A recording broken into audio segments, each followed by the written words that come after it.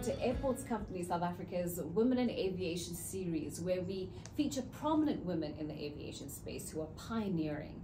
Our hope is that in telling their story, they'll be able to inspire other women to enter the space. And today I have the privilege of being in conversation with Jabulephiwe Mpitso, who's manager for fire and rescue services at Tambo International Airport. Jabu, thank you so much for joining us. Thank you, Ntokozo Mazibuko. You know, I was looking you up and I noticed that you have 16 years of experience, not only as a firefighter, but also just as a firefighter in the aviation space more specifically. Talk to us about that journey. How did it begin? When did you know that you wanted to be a firefighter? Wow. Okay. So basically, when I was growing up, right? Obviously, we didn't know some of us about aviation. So I've always wanted to be either in the SAPS, police, sniper division, and then or SANDF, a soldier, or a firefighter. Okay, but on the firefighting side, it was mostly the municipal firefighting, right? Because that's what I knew. But then where my career started, I was working at Cosmic Candy in the old Durban airport. And then one day I saw this gentleman. He was wearing an orange reflective jacket, and it was written Manager Fire and Rescue. But then when I saw this gentleman, and I still remember he was there to buy a can of cold drink, I stopped him and I was like, sorry sir, but I'm very interested in being a firefighter. I told him my story, that I did a try run with the Etigwini but could not make it, but if I can get another chance, definitely I will make it, because now I know what is expected of me. Exactly, yeah. Yes. And he was like, are you sure? And I was like, yes, I am. So just to cut the story short, I got my CV to the airside then. I didn't even have a permit. So I asked one of my security colleagues that I knew, and he took my CV in. I didn't even know that he was going to take it for real. I'm still thankful to that gentleman, although he passed away by now. And then after 6 months, while I've already moved to Joburg to work as a reception in a company, I got a call that I'm supposed to come for a physical assessment. And lucky for me, I was actually the only one person that was called on phone. Everyone else got a letter. Right. So I took a bus a day before the assessment. I was in the bus. I arrived at Durban 5 in the morning. I went home at Umlazi Kwabi, and I actually sat in the sitting room in a chair, and I told my mom, I'm not gonna sleep because I need to go and run at 8 o'clock. So I went for my physical assessments, and I think there were so many of us, guys, ladies, there were so many of us. Due to the fact that I was traveling the whole night, sitting in the bus, my feet were like swollen, and I decided, you know what, I'm not gonna use my tickets. I'm gonna run barefooted. Barefoot? Yes. Wow. And they were like, what are you doing? I was like, I'm gonna run. And we were told, as you are running, just think about that money that you're gonna get. Just focus on that. Focus on the money. And that's what I did. So I ran barefooted. It was 2.4 kilometers, and I was the last one to enter. They closed the gates behind me, and then we had to do all the other assessments that you need to do, your push-ups, your sit-ups and everything. So I went through that physical interview, and I passed it. And then we were called the next day for the now verbal interview. And I remember they asked me one question on how does a fire start? And I'm like, this guy, what is he asking? Fire starts with a match. That's what I told them, because I didn't know all this technical stuff before. Were you not intimidated about entering a space that is predominantly, you know, male dominated? No, I can say that you know the saying that most women always say, I love a man in uniform. I always say, I love a woman in uniform. Yes. So I guess in all the careers that I wanted to go to, like you said, it's all about the uniform and the respect and how you carry yourself in that uniform. Right. Okay.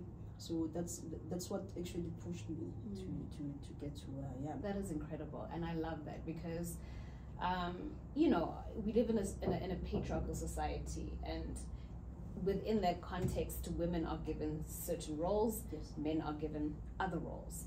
And what we've been doing for the last couple of years or so, when we speak of gender equality and we speak about parities, we're trying to showcase that there is no difference really. And what men can do, women can absolutely do as well, sometimes even better, which is what you have shown us.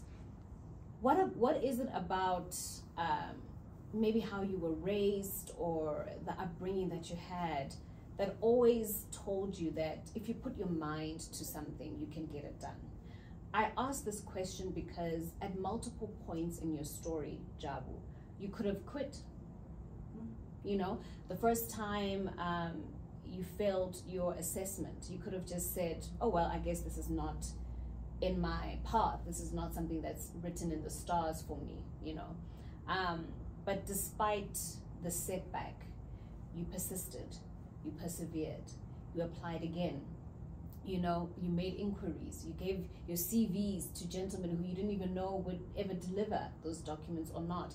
There's a level of faith that I see that you are exercising in a lot of these moments. Where does that come from? I think it's because I'm not a quitter by nature.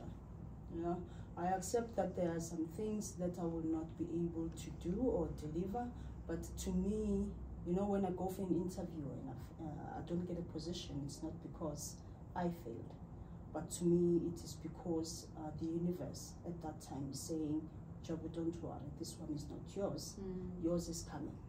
So that's what I always tell myself, and that's what I believe in myself, to say, you don't fail, but it's because there is a bigger something for you out there.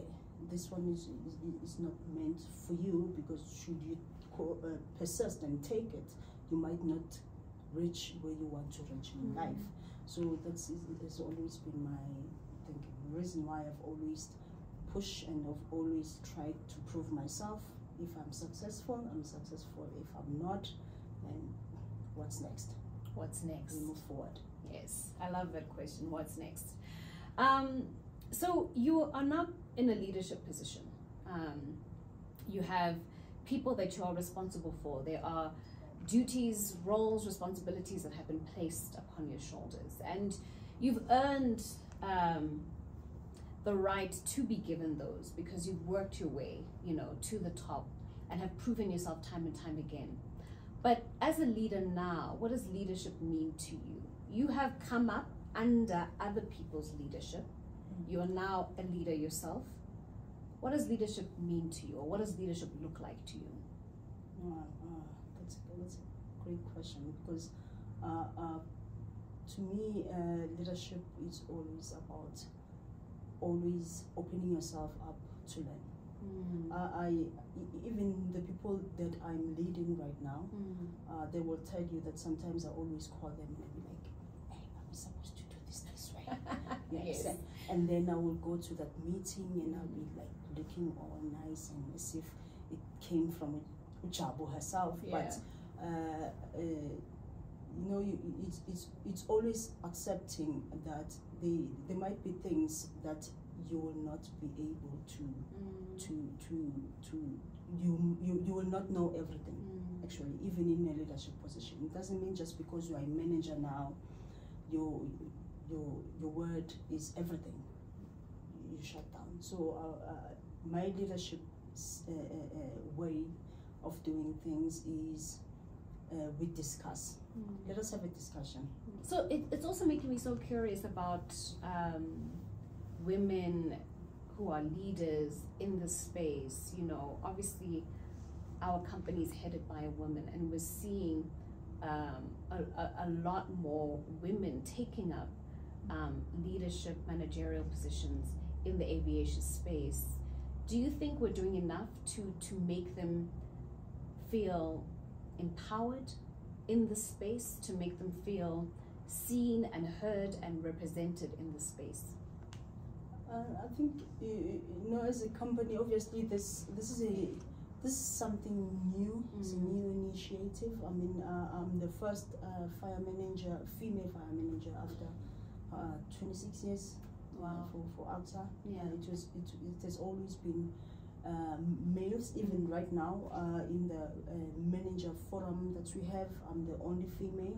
So, but sometimes you want that female support to be like, where's my sister in this? Because sometimes you tell our counterparts, this is what we need or we expect as females, to feel comfortable in space, and they'll be like, okay, we'll see.